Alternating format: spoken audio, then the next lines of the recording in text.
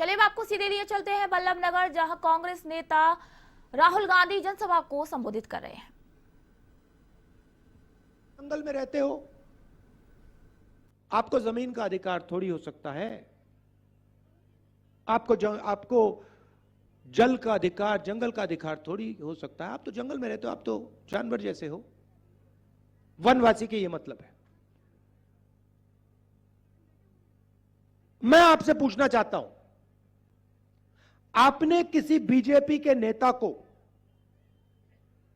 किसी जानवर पर, किसी कुत्ते पर पेशाब करते हुए देखा है? कभी नहीं देखा। मगर आपने बीजेपी के एमएलए को मध्य प्रदेश में एक आदिवासी युवा के ऊपर पेशाब करते हुए देखा है। यह इनकी सोच है। आपको कहते हैं हिंदी सीखो, अंग्रेजी मत सीख लेना। मगर अगर आप बीजेपी के किसी भी नेता से पूछो, भैया आप कहते हो कि हमें अंग्रेजी नहीं सीखना, आपके बच्चे कौन से स्कूल में पढ़ते हैं? English medium.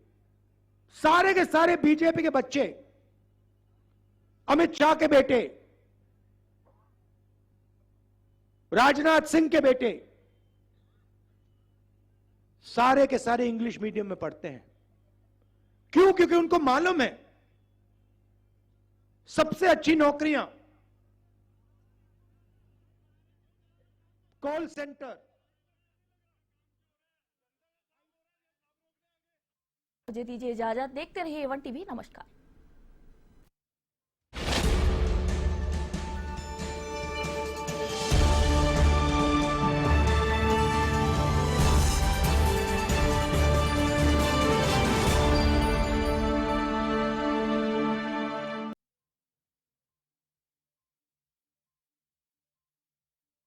अंग्रेजी बोले। मैं चाहता हूं कि आदिवासी युवा अगर पायलट बनना चाहता है, अमेरिका में हवाई जहाज में जाना चाहता है, उसका हक बनता है। लॉयर बनना चाहता है, इंजीनियर बनना चाहता है, डॉक्टर बनना चाहता है, आप असली मालिक हो इस जमीन के, हक बनता है।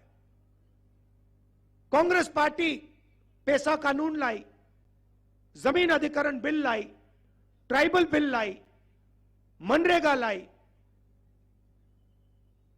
आपके अधिकारों की रक्षा करने के लिए, आपको अपना अधिकार देने के लिए। बीजेपी ने पैसा कानून रद्द कर दिया, जमीन अधिकरण बिल रद्द कर दिया, और आप पर पेशाब करके कहते हैं भैया आप लोग वनवासी हो। पहले हर भाषण में नरेंद्र मोदी आदिवासियों को वनवासी कहता था। उसके भाषण देख लीजिए, आप वनवासी हो। जैसे ही मैंने यह बात बोली कि वनवासी में और आदिवासी में फर्क है, और नरेंद्र मोदी खबरदार आपने वनवासी शब्द का प्रयोग किया, उसके बाद नरेंद्र मोदी ने वनवासी बंद कर दिया।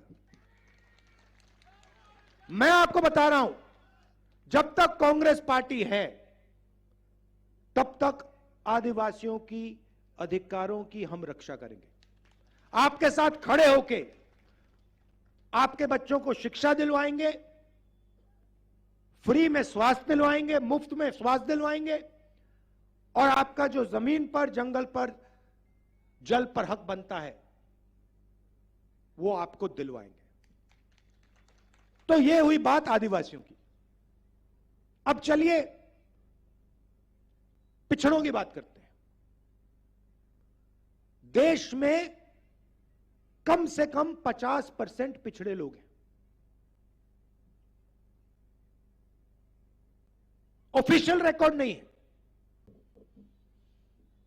मगर लोग जानते हैं कि कम से कम 50% आबादी पिछड़ों की है। जिस दिन मैंने कहा पार्लियामेंट हाउस में मैंने भाषण दिया और मैंने कहा कि देखिए, अगर हम पिछड़ों को, आदिवासियों को, दलितों को, गरीब जनरल कास्ट के लोगों को भागीदारी देना चाहते हैं, देश में अधिकार देना चाहते हैं, तो हमें दो चीजें पहले पता लगानी पड़ेंगी। सबसे पहले, किसकी कितनी आबादी है, आदिवासी कितने, दलित कितने, ओबीसी कितने, जनरल कास्ट के लोग कितने। सबसे पहले जाति जनगणना की जरूरत है। अगर हम अधिकार की बात कर रहे हैं, भागीदारी की बात कर रहे हैं, तो कितने लोग कौन सी जात के, कौन से समाज के हैं, वो तो पता लगाना ही पड़ेगा। इसको हम जाति जनगणना कहते हैं। और दूसरा सवाल, हिंदुस्तान का जो धन है, सोने की चिड़िया का धन है, उसका कितना भाग आदिवासियों के पास है, कितना जनरल कास्ट के पास, कितना ओबीसी के पास, कितना दलितों के पास, यह पता लगाना पड़ेगा। इसके बिना देश आगे जा ही नहीं सकता। इसके बिना भागीदारी की बात करना बिल्कुल खोखला है। अगर हमें यह नहीं मालूम कि कितना धन किसके पास है और किसकी कितनी आबादी है, तो भागीदारी की बात कैसे करेंगे। तो मैंने पार्लियामेंट में साफ कहा कि भैया, पहला कदम देश का एक्सरे करना है। जैसे कि देखो, चोट लगती है, डॉक्टर के पास जाते हैं, कहते भैया एक्सरे कराओ, टांग टूटी नहीं टूटी, हाथ टूटा नहीं टूटा। अब लोगों को दर्द हो रहा है, देश में आदिवासियों को, दलितों को, पिछड़ों को दर्द हो रहा है, लोगों को समझ नहीं आ रही बात, दर्द क्यों हो रहा है। इसलिए जाति जनगणना देश का एक्सरे है, यह पहला कदम है। अब मैंने यह पार्लियामेंट में बोला, नरेंद्र मोदी जी, जाति जनगणना करिए। यूपीए के समय हमने आंकड़े निकाले थे, देश को दिखा दीजिए। उस दिन के बाद नरेंद्र मोदी जी के भाषण बिल्कुल बदल गए। पहले यहां राजस्थान में आते थे, मध्य प्रदेश में जाते थे, छत्तीसगढ़ में जाते थे, कहते थे मैं ओबीसी हूं, मैं ओबीसी हूं। हर भाषण में 10-15 बार मैं ओबीसी हूं, मैं ओबीसी हूं। जिस दिन मैंने जाति जनगणना की बात की, जिस दिन मैंने कहा कि ओबीसी की आबादी कितनी है, उस दिन के बाद नरेंद्र मोदी कहते हैं, भाइयों और बहनों, हिंदुस्तान में एक ही जात है, गरीब। हिंदुस्तान में ना ओबीसी, ना आदिवासी, ना दलित, सिर्फ एक जात, गरीब। एक बात उन्होंने नहीं कही कि अगर एक जात गरीब है तो दूसरी जात अरबपतियों की भी है, अदानी अंबानी की है, उनकी स्पेशल जात है। ओबीसी शब्द भूल गए। चुनाव लड़ना है तो मैं ओबीसी, भागीदारी देनी है तो एक ही जात, गरीब। अब मैं आपको आंकड़े देता हूं और इनको आप अच्छी तरह सुनिए, क्योंकि इससे आपको पूरा का पूरा हिंदुस्तान और आपसे कैसे और कितनी चोरी हो रही है वो समझ आ जाएगी। अब अच्छी तरह सुनिए। देश को एमएलए और एमपी नहीं चलाते। आप किसी भी बच्चे से पूछ लो, बेटा क्या करना चाहते हो, वो आपको कहेगा मैं आईएएस में जाना चाहता हूं, मैं आईएएस का अफसर बनना चाहता हूं। सही है गलत? सही। देश को आईएएस अफसर चलाते हैं और हिंदुस्तान की सरकार को 90 आईएएस अफसर चलाते हैं। पूरा का पूरा बजट जो होता है, पैसा होता है हिंदुस्तान का, सोने की चिड़िया का पूरा पैसा जो आता है, इसको ये 90 लोग बांटते हैं। अब सवाल उठता है कि 90 में से आदिवासी कितने, दलित कितने और ओबीसी कितने? अगर हम कहते हैं कि आदिवासियों की भागीदारी है, दलितों की भागीदारी है, पिछड़ों की भागीदारी है, तो इन 90 लोगों में से आबादी जितने अफसर हर जात के होने चाहिए। सही? अब मजे की बात सुनिए, 90 में से 3 अफसर पिछड़ी जात के हैं। मतलब पिछड़ों की आबादी 50%, मतलब कम से कम 45 होने चाहिए, और हैं कितने? 3। अच्छा, अगर 3 अफसरों के हाथ में बड़े बड़े मंत्रालय होते तो अलग बात, मगर ये जो 3 ओबीसी अफसर हैं, एक कोने में बैठे रहते हैं। इनका बजट पर कोई कंट्रोल नहीं। अगर हिंदुस्तान की सरकार 100 रुपए खर्च करती है तो पिछड़े अफसर 5 रुपए पर निर्णय लेते हैं। तो नरेंद्र मोदी के ये जो शब्द हैं कि ओबीसी सरकारी खोखले हैं, और वो जाति जनगणना इसलिए नहीं कराना चाहते कि देश के ओबीसी को पता लग जाए, देश के युवाओं को पता लग जाए कि भैया हमारी आबादी तो 50% है। आबादी 50% और अफसर 3, 90 अफसर पूरा का पूरा बजट बांटते हैं। राजस्थान को कितना पैसा मिलता है, स्वास्थ्य में कितना जाता है, शिक्षा में कितना जाता है, आर्मी में कितना जाता है, ये 90 लोग तय करते हैं दिल्ली में। इसमें से 3 ओबीसी। कैसे हुई ओबीसी की सरकार? अब यहां जो पिछड़े युवा हैं, आपके दिल में थोड़ा गुस्सा आया होगा, ये तो हमारा बेवकूफ बना रहे हैं। मगर ठहरिए, क्योंकि मैं अभी आदिवासियों की बात करना चाहता हूं। पिछड़े हैं 3,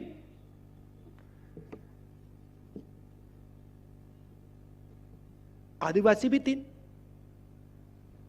मगर फर्क क्या है?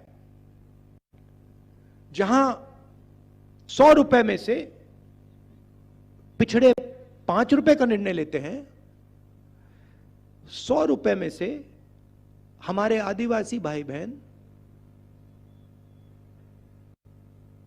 10 पैसे का निर्णय लेते हैं। 10 पैसे का मतलब, अगर हिंदुस्तान की सरकार 100 रुपए खर्च करती है तो आदिवासी अफसर 10 पैसे पर निर्णय लेते हैं।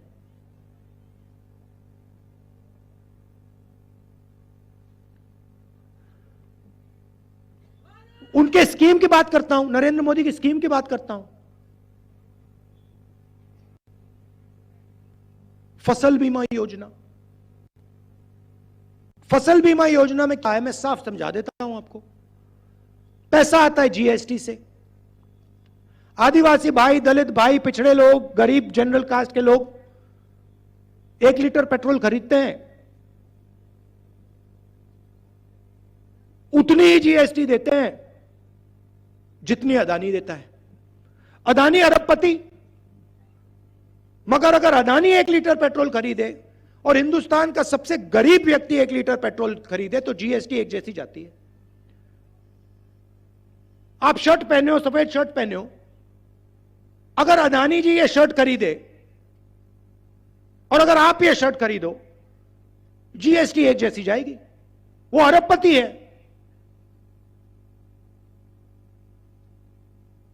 जीएसटी एक। तो जीएसटी से पैसा आता है। किसका पैसा है? 50% पिछड़ों का। तकरीबन 15% दलितों का, तकरीबन 12% आदिवासियों का। तो फसल बीमा योजना आपको समझा देता हूं। फसल बीमा योजना में 35,000 करोड़ लगते हैं। 20,000 करोड़ दिल्ली की सरकार देती है जीएसटी से, 10,000 करोड़ स्टेट की सरकार देती है जीएसटी से, 5,000 करोड़ हमारा किसान जो हमारी देश की रीढ़ की हड्डी है वो देता है। 35,000 हो गए। अब नरेंद्र मोदी की सरकार 35,000 करोड़ उठा के 16 कंपनियों के हाथ में पकड़ा देती है। उस कंपनी में आपको एक ओबीसी नहीं मिलेगा, एक दलित नहीं मिलेगा, एक आदिवासी नहीं मिलेगा। तो आपके जीएसटी के पैसे जेब से निकले, 35,000 करोड़ रुपए 16 कंपनी के जेब में गए से। अब आपके खेत में नुकसान होता है, ओला गिर जाता है, तूफान आ जाता है, हमारे पिछड़े आदिवासी दलित किसान, गरीब जनरल कास्ट के किसान फोन लगाते हैं कंपनी को, कहते भैया हमने पैसे दिए थे, हमारा जीएसटी का पैसा गया, हमारा खेत का नुकसान हो गया। कहते भैया तुम्हें हम पैसे नहीं देने वाले। पूछ लो किसानों से। जब किसानों का खेत नष्ट होता है, महीनों के लिए ये ईमेल और टेलीफोन करते रहते हैं, इनको पैसा नहीं मिलता, बहाने बनाते हैं। तो 35,000 करोड़ रुपए आपके 16 कंपनी के हाथ में, और जब आपको पैसे की जरूरत पड़ी तो कंपनी कहती नहीं मिलेगा। आपका खेत खराब ही नहीं हुआ, ओला ही नहीं गिरा, तूफान ही नहीं आया। कभी आपने किसी किसान को टीवी पे देखा है? कभी आपने किसी मजदूर को टीवी पे देखा है? नहीं। आपको शाहरुख खान दिख जाएंगे, ऐश्वर्या राय दिख जाएगी, क्रिकेट मैच दिख जाएगा, नहीं दिखने वाला।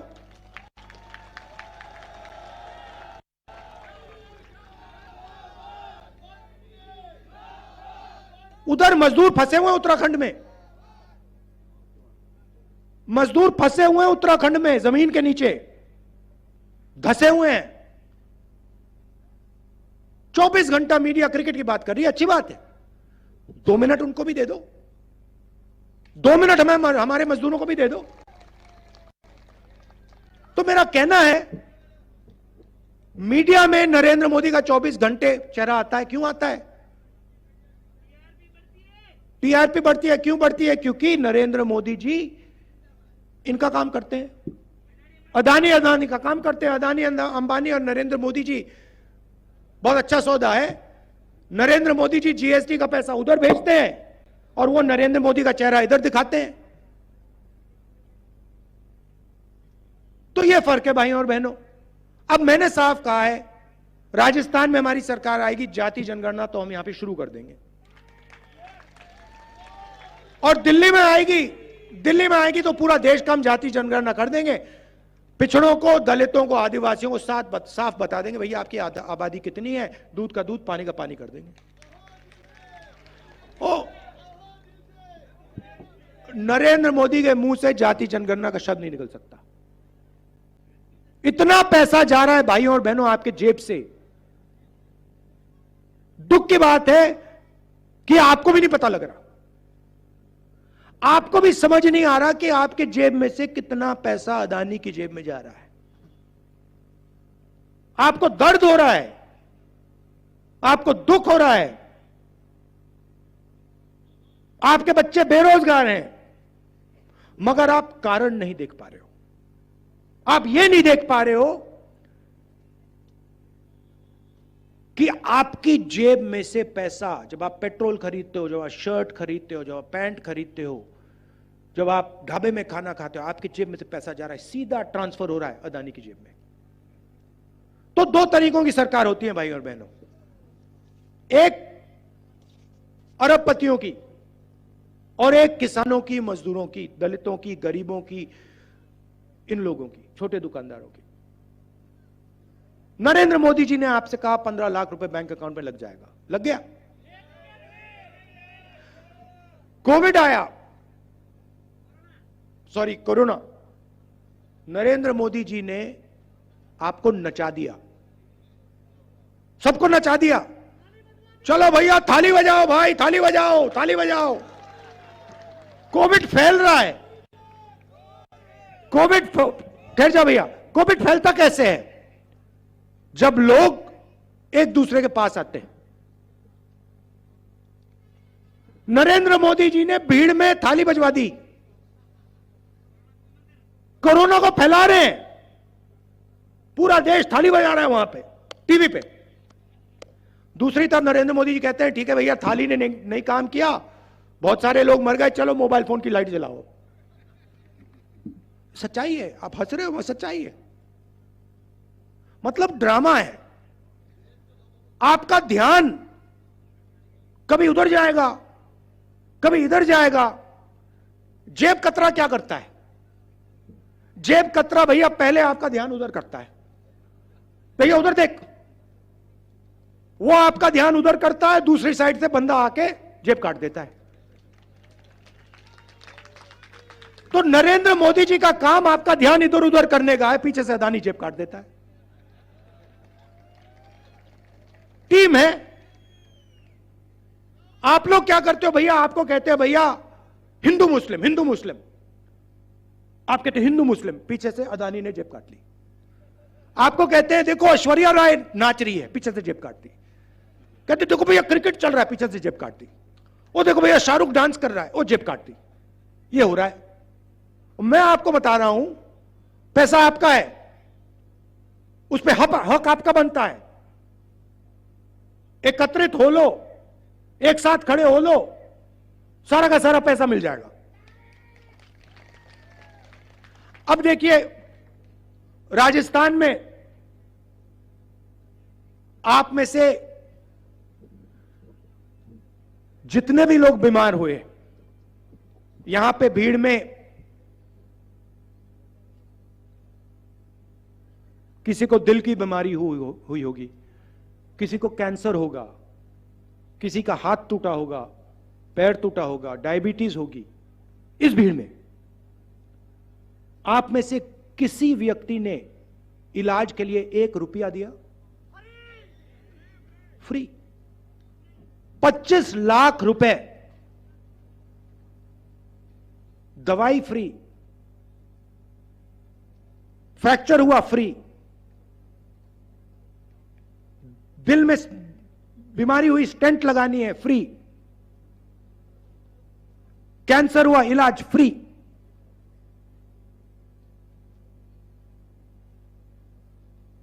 %50 फायदा पिछड़ों को, 12% आबादी आदिवासियों की देश में। तो पैसा किसको जा रहा है? पिछड़ों को जा रहा है, आदिवासियों को जा रहा है, दलितों को जा रहा है, गरीब जनरल कास्ट के लोगों को जा रहा है। सीधी सी बात है। आप मुझे बताओ, हमारी जो स्वास्थ्य का स्कीम है राजस्थान में, इसमें अदानी को कहां पैसा मिल रहा है? 1 रुपया नहीं मिल रहा। हमने भोजन का अधिकार दिया, मनरेगा दिया, जमीन अधिकरण बिल लाए, इसमें से मुझे बता दो अदानी जी को कितने पैसे मिले? जमीन अधिकरण बिल से नुकसान हुआ, मनरेगा में एक, अच्छा अगर वो मजदूरी करेगा तो मिलेगा, मजदूरी करने वाला नहीं है, वो करेगा बेहोश हो जाएगा, 15 मिनट में बेहोश हो जाएगा, लेट जाएगा, उसको पानी पिलाना पड़ेगा। तो हमारे सारे के सारे स्कीम किसानों को, दलितों को, आदिवासियों को, पिछड़ों को, गरीब जनरल कास्ट के लोगों को मदद करने की स्कीम है। उनके सारे के सारे स्कीम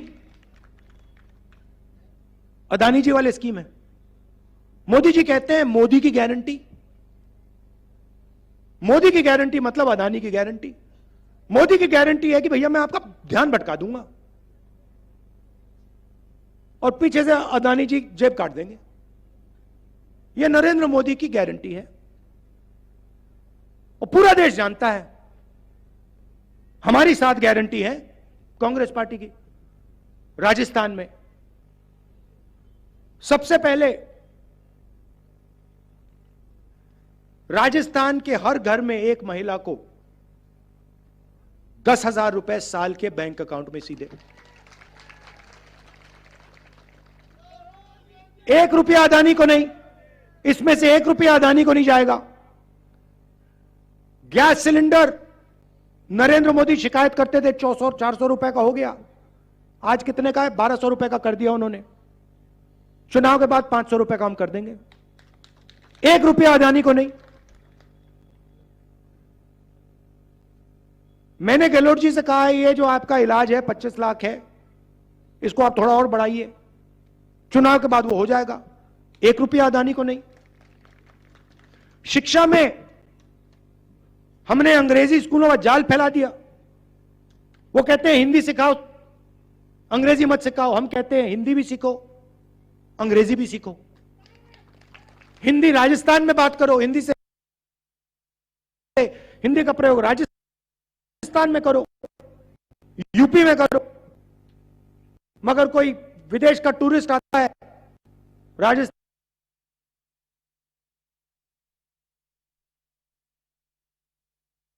में, तो उससे अंग्रेजी से बात करो। व्यापार करो, बिजनेस खोलो।